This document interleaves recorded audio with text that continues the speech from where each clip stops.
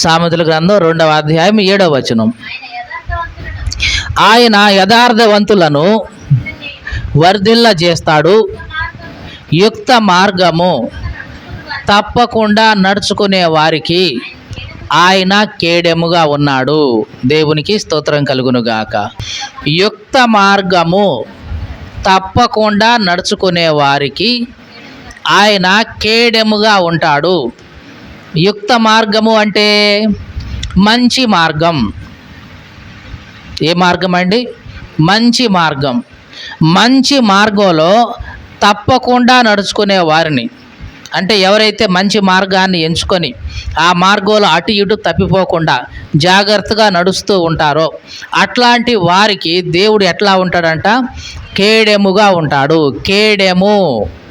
కేడెము అంటే కాపుదల ఇచ్చేది, రక్షణ ఇచ్చేది, కాపాడేది. దాన్నే ఏమంటామంటే కేడెము అంటాం. దేవుడు మనకు కాపుదల ఇస్తాడు, రక్షణ ఇస్తాడు.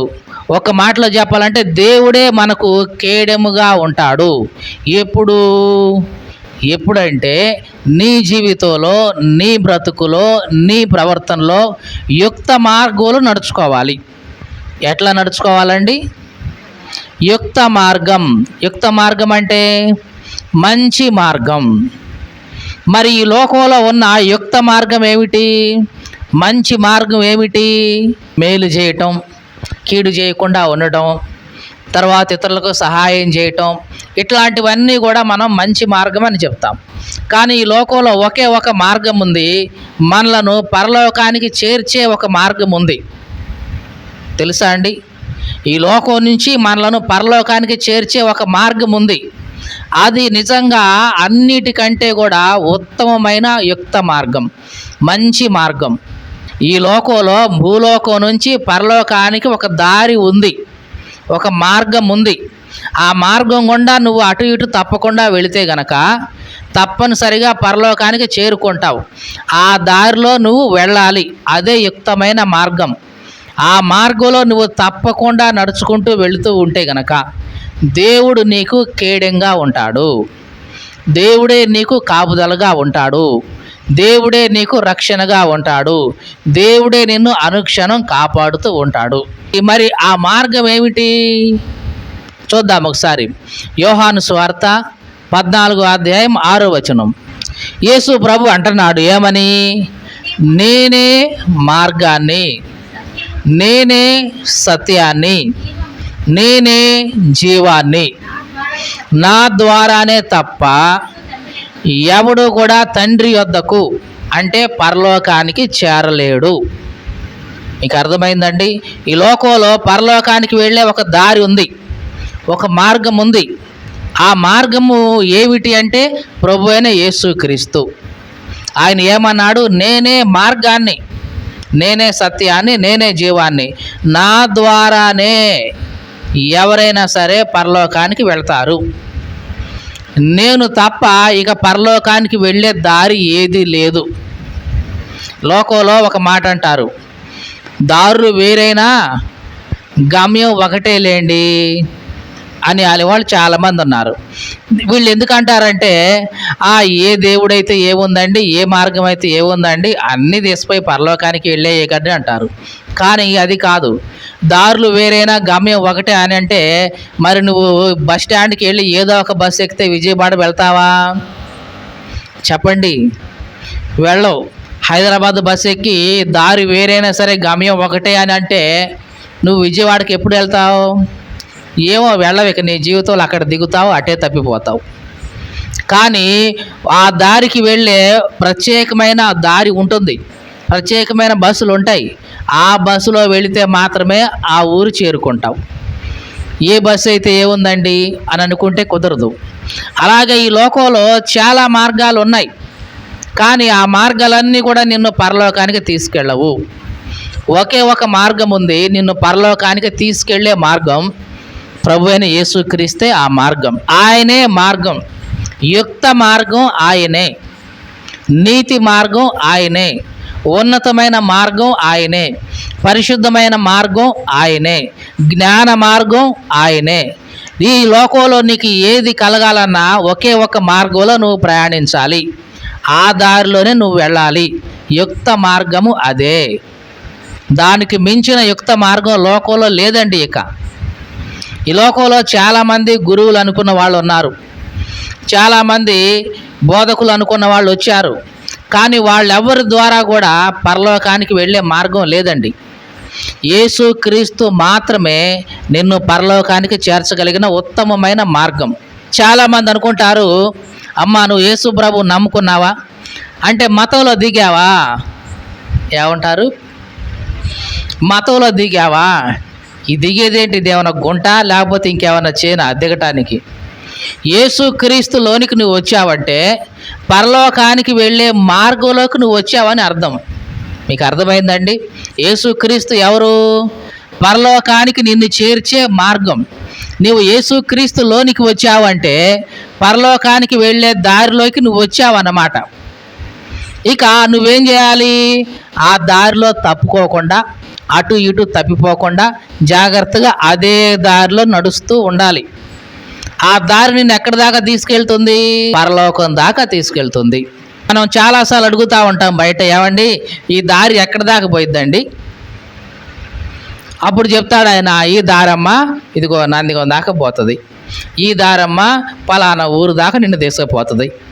అంటే ఆ దారి వెంటే నువ్వు కరెక్ట్గా వెళ్ళిపోతే ఆ ఊరు చేరుకుంటావు. అలాగే యేసుక్రీస్తు కూడా మానవాళికి, అంటే ఈ భూలోకంలో ఉన్న ప్రజలందరికీ పరలోకాన్ని చేర్చే ఒక దారి ఆయన. ఆ మార్గంలో నువ్వు అటు ఇటు వెళ్లకుండా, తప్పిపోకుండా, తొలగిపోకుండా తిన్నగా నడుచుకుంటూ వెళ్ళాలన్నమాట. ఎప్పుడైతే ఆ మార్గం తప్పిపోకుండా నువ్వు నడుస్తూ ఉంటావో చిట్ట చివరి నీ గమ్యం ఏమవుతుంది? ఈ చిట్ట చివరి గమ్యం ఏమవుతుందంటే పరలోకం అవుతుంది. మరి అప్పటిదాకా ఏం చేయాలి? నువ్వు ఆ మార్గంలో అటు ఇటు తొలగిపోకుండా జాగ్రత్తగా నడవాలి. ఇప్పుడే మనం చదువుకున్న వాక్య భాగంలో ఏముంది అక్కడ? యుక్త మార్గం తప్పక నడుచుకునే వారికి ఆయన కేడెముగా ఉన్నాడు. ఎవరైతే ఆ యుక్త మార్గంలో యేసుక్రీస్తులో అటు ఇటు తొలగిపోకుండా, తప్పిపోకుండా, తొట్టిల్లిపోకుండా చక్కగా వెళుతూ ఉంటారో వాళ్ళకి దేవుడు ఎట్లా ఉంటాడంట? కేడెముగా ఉంటాడు. కేడెము అంటే రక్షణగా ఉంటాడు, కాపుదలగా ఉంటాడు, సంరక్షించేవాడిగా ఉంటాడు. నువ్వు ఎప్పుడైతే ఈ మార్గంలో యేసుక్రీస్తు యొక్క మార్గంలోకి ఎంటర్ అయ్యావో దేవుడు నీకు కాపుదలగా ఉంటాడు. నువ్వు చేసే ప్రతి పనిలో దేవుడు నిన్ను కాపాడుతూ ఉంటాడు. నువ్వు ప్రయాణం చేస్తున్నావా? ఆయన్ని కాపుదలగా ఉంటాడు. ఇంకేదన్నా చేస్తున్నావా? ఆయన్ని కాపుదలగా ఉంటాడు. ఎందుకంటే నువ్వు ఆ మార్గంలో ఉన్నావు కాబట్టి. నీకు అర్థమైందండి? యేసుక్రీస్తు అనే ఒక యుక్త మార్గంలో నీవు ఉన్నావు కాబట్టి నీకు ప్రతి క్షణం దేవుడు కేడెముగా ఉంటాడు. ఎక్కడికి వెళ్ళినా సరే నిన్ను ఆయన కాపుదలగా చూస్తుంటాడు. అబ్రహాముతో ఒకసారి దేవుడు చెప్పాడు. ఒకసారి చూద్దాం. ఆదికాండం 15వ అధ్యాయం 1వ వచనంలో, ఇవి జరిగిన తరువాత యెహోవా వాక్యము అబ్రహాముకు దర్శనమందు వచ్చి, అబ్రామా భయపడమాకు, నేను నీకు కేడెము. చూడండి, దేవుడు అబ్రహాముతో ఏమంటున్నాడు? అబ్రహామా భయపడొద్దు. ఎందుకు నాయనా? నేను నీకు కేడాన్ని, నేనే నీకు కేడెమును, నిన్ను కాపాడేవాడిని, నీకు రక్షణ ఇచ్చేవాడిని, నిన్ను భద్రంగా చూసుకునేవాడిని నేనే, నువ్వు భయపడమాకు అని అంటున్నాడు. దేవుడు అబ్రహాముకి అంత భద్రత ఇచ్చాడు. ఎంత భద్రత ఇచ్చాడంటే, ఒకసారి ఒకానొక స్థలానికి అబ్రహాం వెళ్ళాడు తన భార్యను తీసుకొని. యవనస్తులుగా ఉన్నప్పుడే వెళ్ళాడు. ఆ రోజుల్లో ఎట్లా ఉండేదంటే, ఆ రాజు చూశాడు. ఆ రాజు చూసి అబ్రహాము భార్య శారాయి ఉంది, చూసి చాలా అందగత్తె. ఆ రోజుల్లో ఏం చేసేవాళ్ళంటే రాజులు, ఎవరైనా స్త్రీ తనకు నచ్చితే, అందంగా ఉంది, ఈమెను పెళ్లి చేసుకోవాలనుకుంటే అతన్ని చంపేసి ఆ స్త్రీని తెచ్చుకునేవాళ్ళు. రాజు కదా, ఎవరు ఏమంటానికి లేదు. మరి అట్లాంటి ప్రదేశానికి వెళ్ళాడు. అసలుకే అన్యులున్న ప్రదేశం అది. వాళ్ళు శారాను చూశారు. వీళ్ళందరూ వెళ్ళి రాజుకి చెప్పారు, రాజుగారు మన ఊరికి ఒక వ్యక్తి వచ్చాడు, అతని భార్య చాలా అందంగా ఉందండి అని అతని ముందు పొగిడారు శారాని. అప్పుడు ఇతను ఏం చేశారంటే శారాన్ని తీసుకొచ్చి తన మందిరంలో పెట్టుకున్నాడు. మాట్లాడడానికి ఏమీ లేదు, అబ్రహాం మాట్లాడడానికి ఏమీ లేదు. మాట్లాడితే ఏం చేస్తారు? చంపి అవతలేసి పో అంటారు. ఇక మరి ఏంటి పరిస్థితి? అబ్రహాం ప్రార్థన చేశాడు, దేవా నీ మాట వినే కదా మేము ఆ దేశం నుంచి ఈ దేశానికి వచ్చింది, నాకు కేడెముగా ఉంటా అని అన్నావు కదా నువ్వు. మరి ఇప్పుడు చూస్తే నా భార్యను ఆ రాజు తీసుకెళ్ళి తన మందిరంలో పెట్టుకున్నాడు నాయన, మరి నాకు తోడు ఎవరు ప్రభువా అని ప్రార్థన చేస్తే దేవుడు ఆ రాజు చేసిన దాన్ని బట్టి ఆ రాజు కుటుంబంలో ఆ మొత్తంలో కూడా ఎవరు కూడా గర్భం ధరించకుండా అందరూ గొడ్రాల్లాగా అయ్యేలాగా చేశాడు. అసలుకి ఏం అర్థం కాల రాజుకి, ఏం జరిగింది అసలు, అందరూ గొడ్రాలు అయిపోతున్నారేంటి అని అంటే అప్పుడు ఒకానొక సమయంలో ఆ రాజుతో దేవుడే కళ్ళ వచ్చి మాట్లాడాడు, నువ్వు తీసుకొచ్చావే ఆ స్త్రీ, ఆమె పలానా వ్యక్తి భార్య, అతడు ఒక ప్రవక్త, నాకు భయపడేవాడు, అతన్ని బట్టే ఆమెను బట్టే ఇదిగో నీ గర్భములన్నీ కూడా ఇదిగో నీ కుటుంబంలో నీ మందిరంలో నీ నగరులో ఉన్న ఆ గర్భాలన్నీ కూడా మూసేశాను నేను, నీవు ఆమెను తీసుకెళ్ళి జాగ్రత్తగా అతనికి అప్పచెప్పు, లేకపోతే నువ్వు నీ కుటుంబం అంతా కూడా నాశనం అవుతారు, జాగ్రత్త అని వార్నింగ్ ఇచ్చాడు దేవుడే. తెల్లారిన తర్వాత జరిగిన విషయం అంతా చెప్పాడు రాజు, ఇదిగో ఇది ఇట్లాగంట, ఆమె భార్య అంట, అతను ప్రవక్త అంట, ప్రార్థన చేశాడు, దేవుడు వచ్చి వార్నింగ్ ఇచ్చాడు, కాబట్టి ఇట్లాంటిది మనం చేయొద్దు అని మళ్ళీ ఎప్పటిలాగా తీసుకొచ్చి శారాన్ని తీసుకొచ్చి అబ్రహాంకి అప్పచెప్పాడు. అబ్రహాము వాళ్ళందరి కోసం ప్రార్థన చేశాడు. అప్పుడు ఆ రాజు కుటుంబంలో ఆ నగరులో ఉన్న వాళ్ళ యొక్క గర్భాలన్నీ కూడా దేవుడు తెరిచాడు. దేవునికి స్తోత్రం కలుగునుగాక. హల్లెలూయా. చూడండి, అబ్రహాము ఒక్కడు ఏం చేయగలడు చెప్పండి? ఏవైనా చేయగలడా?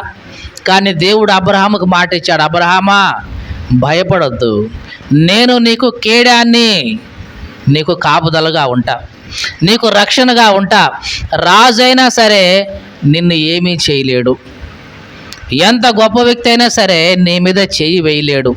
ఒకవేళ తెలిసి కానీ తెలియక కానీ చెయ్యి వేస్తే ఇదిగో నేనున్నా, నేను చూసుకుంటా, నీవు ధైర్యంగా ఉండు, నేను నీకు కేడెమును అని అబ్రహాముకు వాగ్దానం చేశాడు దేవుడు.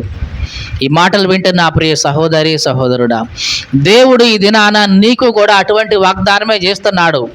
భయపడొద్దు, నువ్వు నేను నీకు కేడాన్ని, నువ్వు ఎక్కడికి వెళ్ళినా సరే నేను నీకు కాపుదలుగా ఉంటా, నువ్వు ఎటు వెళ్తున్నా సరే నేను నీకు రక్షణగా ఉంటా, ఏ మనిషి కూడా నిన్ను ఏమీ చేయలేడు, ఏ పరిస్థితి కూడా నిన్ను ఏమీ చేయలేదు, నీకు కేడాన్ని నేను, నీకు కాపుదల నేను, నీకు రక్షణ ఇచ్చేది నేను, నిన్ను కాపాడేది నేనే అని దేవుడు నీతో అంటున్నాడు. దేవునికి స్తోత్రం కలుగునుగాక. హల్లెలూయా. అందుకనే సామెతల గ్రంథంలో దేవుడు అంటున్నాడు, యుక్త మార్గం తప్పకుండా ఎవరైతే నడుచుకుంటారో దేవుడు వాళ్ళకి కేడంగా ఉంటాడు. ఈ మాటలు వింటున్న ప్రియ సహోదరి సహోదరుడా, యుక్త మార్గంలోకి వచ్చావా? ముందు మీకు అర్థమైందండి? యుక్త మార్గంలో నడుచుకోవాలంటే ముందు మార్గంలోకి రావాలి కదా, మార్గంలోకి రావాలి. ఆ వచ్చిన మార్గంలో అటు ఇటు వెళ్లకుండా తిన్నగా నడుచుకుంటూ వెళ్ళాలి. ముందు ఏం చేయాలి? మార్గంలోకి రావాలి. వచ్చిన తర్వాత ఏం చేయాలి? అటు ఇటు తొలగిపోకుండా తిన్నగా వెళ్ళాలి. ఒకవేళ తప్పి జారి తొలగిపోయావే అనుకో, తొలగిపోతే చాలా ప్రమాదం. మీరు యాత్రికుని ప్రయాణం అనే పుస్తకం మీరు చదివితే, యాత్రికుని ప్రయాణం ఆ పుస్తకాన్ని ఎవరు రాశారంటే జాన్ బనియన్ అనే వ్యక్తి రాశాడు. ఏంటండి ఎంత గొప్పగా చెప్తున్నారు అంటారేమో. ఆ వ్యక్తి జాన్ బనియన్ అనే ఆయన 12 సంవత్సరాలు జైల్లో ఉండి రాశాడు. తప్పు చేసి జైలుకు పోలేదండి. జైలుకి ఎందుకు పోయాడు? ఇట్లాగా వాక్యం బోధిస్తూ ఉంటే, నువ్వు బజారులో నిలబడి వీధుల్లో నిలబడి వాక్యం చెప్తావా? నువ్వు అని బంధించి జైల్లో వేశారు. ఏ తప్పు చేయలేదు, కేవలం వీధిలో నిలబడి సువార్త చెప్పినందుకే, వాక్యం బోధించినందుకే తీసుకెళ్ళి జైల్లో పడేశారు 12 సంవత్సరాలు. ఈ 12 సంవత్సరాలు కూడా బయటికి రానివ్వలేదు. భార్య లేదా బిడ్డలు లేరనుకున్నారేమో, భార్య ఉంది, బిడ్డలు ఉన్నారు, అయినా సరే తీసుకెళ్ళి జైల్లో పడేశారు. చాలాసార్లు అడిగారు, అబ్బాయి నువ్వు బయటకు వచ్చిన తర్వాత నిన్ను విడుదల చేస్తాం, కానీ నువ్వు ఒక వాగ్దానం చేయాలి. బయటకు వచ్చిన తర్వాత ఇక ఎప్పుడు కూడా దేవుడి గురించి మాట్లాడను, సువార్త చెప్పను అని నువ్వు అంటే గనక నిన్ను ఇప్పుడే విడుదల చేస్తాం అని అంటే, ఈయన అన్నాడు, నన్ను ఇప్పుడు విడుదల చేస్తే ఇంకా కాసేపటికి దేవుని సువార్త చెప్తూనే ఉంటా, నేను మాత్రం ఆపేది లేదు అన్నాడు. మనమైతే ఏమంటాం, అయ్యా నోరు మూసుకొని ఉంటా, ఇంతే అంటాం మనమైతే కనుక. అయ్యా మీరు చెప్పినట్టే నోరు మూసుకొని ఉంటా, నా పని నేను చేసుకుంటా, ఎవరితో ఏం మాట్లాడను, ఎవరికి ఏ వాక్యం చెప్పను, మైగా నన్ను వదిలిపెట్టిన ఆయన అని బతిలాడుకుంటాం. ఈయనేమన్నాడు తెలుసా, మీరు నన్ను ఇప్పుడు వదిలేస్తే నెక్స్ట్ డే నేను మళ్ళీ ఎప్పటిలాగానే సువార్త చేస్తా, దాంట్లో ఎటువంటి సందేహం లేదు అన్నాడు. అంతే, 12 సంవత్సరాలు అట్లాగే ఉంచారు. 12 సంవత్సరాల తర్వాత అప్పుడు విడుదల చేశారు. మళ్ళీ ఎప్పటిలాగానే ప్రకటించడం మొదలేశాడు. ఈ 12 సంవత్సరాలు ఏం చేశాడు తెలుసా, ప్రార్థన చేసి దేవుడిచ్చిన ప్రతి ఆలోచనని కూడా ఒక దర్శన రూపంలో పుస్తకం రాశాడు. అదే యాత్రికుని ప్రయాణం. అంటే ఒక మనిషి ఈ లోకం నుంచి పరలోకానికి వెళ్ళే ప్రయాణంలో ఎవరెవరిని ఎదుర్కొంటాడు, ఎన్ని ఇబ్బందులు పడతాడు, ఇవన్నీ కూడా రాశాడు. ఆ మార్గంలో ఆయన రాసిన పుస్తకంలో ఒక సంఘటన, ఇద్దరు ఉన్నారు, ప్రయాణం చేస్తున్న యాత్రికుడు, అతనితో పాటు ఉన్న వ్యక్తి. వీరిద్దరూ కలిసి తిన్నగా వెళ్ళాలి. ఏ మార్గం అది? యుక్త మార్గం, తిన్నని మార్గం. ఆ మార్గంలో తిన్నగా వెళ్ళాలి. తిన్నగా వెళ్లకుండా కొంచెం ఇటు పక్కగా ఉంది ఒకటి దారి, ఇలాగ ఉన్న దారి కాస్త ఇదిగో ఇట్లాగా ఉంది అనిపించింది వాళ్ళకి. ఇట్లాగా వెళ్ళి ఇట్లా కలుస్తుందేమో అనిపించింది. వీళ్ళు అనుకున్నారు, ఇది కొంచెం ఇబ్బందిగా ఉంది కదా, ఇటువైపు చూస్తే కొంచెం విశాలంగా ఉన్నట్లుంది, మిత్రమా మనం కాసేపు ఇటు పోదాం అని అంటే, మాది వద్దు, మరి తిన్నగా పోవాలి కదా మనం, ఇట్లాగా పక్కగా పోతే ఏం బాగుంటుందంటే ఇది కూడా చిన్నగా వచ్చి మళ్ళీ అటు కలిసిద్దేమో అని వాళ్ళు తిన్నని మార్గం వదిలిపెట్టేసి చిన్నగా పక్కగా వెళ్ళిపోయారు. ఆ దారి అతన్ని తీసుకెళ్ళి ఆ రాక్షస భూమిలోకి తీసుకెళ్ళిపోయిందంట. ఏ భూమిలోకి? రాక్షస భూమిలోకి తీసుకెళ్ళింది. అక్కడున్న రాక్షసుడు, నా భూమిలోకి నా ప్రవేశం లేకుండా, నా పర్మిషన్ లేకుండా ఎవడరా ఎంటర్ అయింది అని వీళ్ళనిద్దరిని చూసి వీళ్ళిద్దరిని తీసుకెళ్ళి కారాగారంలో పడేశాడు. అట్లాగే నీళ్లు దప్పికలు ఏవి ఆహారం లేకుండా అట్లాగా పడేసి, రేపు వీళ్ళిద్దరిని ఉరిదీపిద్దాం, చంపేద్దాం అని అనుకుంటున్నాడు. ఇక తెల్లారితే వీళ్ళిద్దరిని ఊరు తీసేస్తారు. ఇంత శిక్ష ఎందుకు వచ్చింది? తిన్నని మార్గం వదిలిపెట్టి వేరే మార్గంలోకి వెళ్ళిపోయారు. చివరికి ఇతనికి ఏమీ అర్థం కావట్లేదు, తిన్నని మార్గం అనవసరంగా వదిలిపెట్టాం, కొంచెం ఇబ్బంది అయితే ఏమైంది, దాంట్లో బావచ్చు కదా, ఏదో పక్క మార్గం బట్టి అనవసరంగా ప్రాణాల మీద తెచ్చుకున్నాం కదా అని బాధపడుతూ ఉన్న ఆ సమయంలో గేట్లు ఎట్లా ఓపెన్ చేసుకోవాలి అని అంటే, అప్పుడు అతనికి గుర్తొచ్చింది, అతని దగ్గర ఒక తాళపు చెవి ఉంది, వాగ్దానం అనే తాళపు చెవి. ఎటువంటి తాళపు చెవి? వాగ్దానం అనే తాళపు చెవి ఉంది. ఈ వాగ్దానం అనే తాళపు చెవి యొక్క గొప్పతనం ఏంటంటే, ఎటువంటి తలుపులనైనా ఎట్లాంటి తాళ్ళైనా సరే తీయగలుగుద్దంట. కాబట్టి అట్లాంటి వాగ్దానాన్ని ఉపయోగించి, దేవా ఇదిగో నాకు నువ్వు వాగ్దానం చేశావు కదా, కాబట్టి ఇదిగో ఈ తాళాన్ని నేను వాడుతున్నానని చెప్పి చిన్నగా అర్ధరాత్రి సమయంలో ఆ వాగ్దానపు తాళం చెవి దాంట్లో పెట్టి తిప్పితే చిన్నగా తెరుచుకుంది. గేట్లు తీసి చిన్నగా మళ్ళీ వెనక్కి తిరిగి చూడకుండా మళ్ళీ పరిగెత్తి తిన్నని మార్గంలోకి వచ్చి రక్షించబడ్డారు. తెల్లారితే ఏమై ఉండేది? ప్రాణాలు పోయి ఉండేవి. చాలాసార్లు మన జీవితాలు కూడా ఎట్లాగా చేస్తుంటాం, తిన్నని మార్గం వదిలిపెడతాం, ఏదో వంకర మార్గంలో గబక్కన వెళ్ళిపోతాం. అక్కడ పోయే బాధలు ఇట్లా ఉండవు. ఒకవేళ అక్కడి నుంచి రావాలి అంటే తప్పనిసరిగా దేవుని వాగ్దానం మళ్ళీ గుర్తు చేసుకొని, నాయనా నాకు పలానా సమయంలో పలానా విధంగా నువ్వు మాట్లాడావు కదా ప్రభువా, వాగ్దానం చేసావు కదా నాయనా, నన్ను రక్షించు ప్రభువా ఇప్పుడైనానంటే ఆ వాగ్దానపు తాళవ చెవి ద్వారా మళ్ళీ నీకున్న ఇబ్బందులు, ఆ గేట్లు ఏవైతే ఉన్నాయో దేవుడు వాటన్నిటిని విడిపించి మళ్ళీ నువ్వు ఆ మార్గంలోకి వచ్చేలాగా దేవుడు చేస్తాడు. యుక్త మార్గంలో ఎవరైతే తప్పకుండా నడుచుకుంటారో, ఏ మార్గం అండి? యుక్త మార్గం. ఆ యుక్త మార్గం ఎవరు? యేసుక్రీస్తే. ఆ తిన్నని మార్గం ఎవరు? యేసుక్రీస్తే. ఆ నీతి మార్గం ఎవరు? యేసుక్రీస్తే. ఆ జ్ఞాన మార్గం ఎవరు? యేసుక్రీస్తే. ఆ పరిశుద్ధ మార్గం ఎవరంటే యేసుక్రీస్తే. ఎప్పుడైతే యేసుక్రీస్తు అనే ఈ మార్గంలోకి నీవు వచ్చి తిన్నగా ఆ మార్గంలో నడుస్తూ ఉంటావో దేవుడే నీకు కేడెంగా ఉంటాడు. ఇక దేనికి కూడా నువ్వు భయపడవు. కొన్నిసార్లు విష జంతువులు, విష సర్పాలు వచ్చినా సరే వాటి నుంచి కూడా నీకు దేవుడు కాపుదలు ఇస్తాడు. మీకు అర్థమైందండి?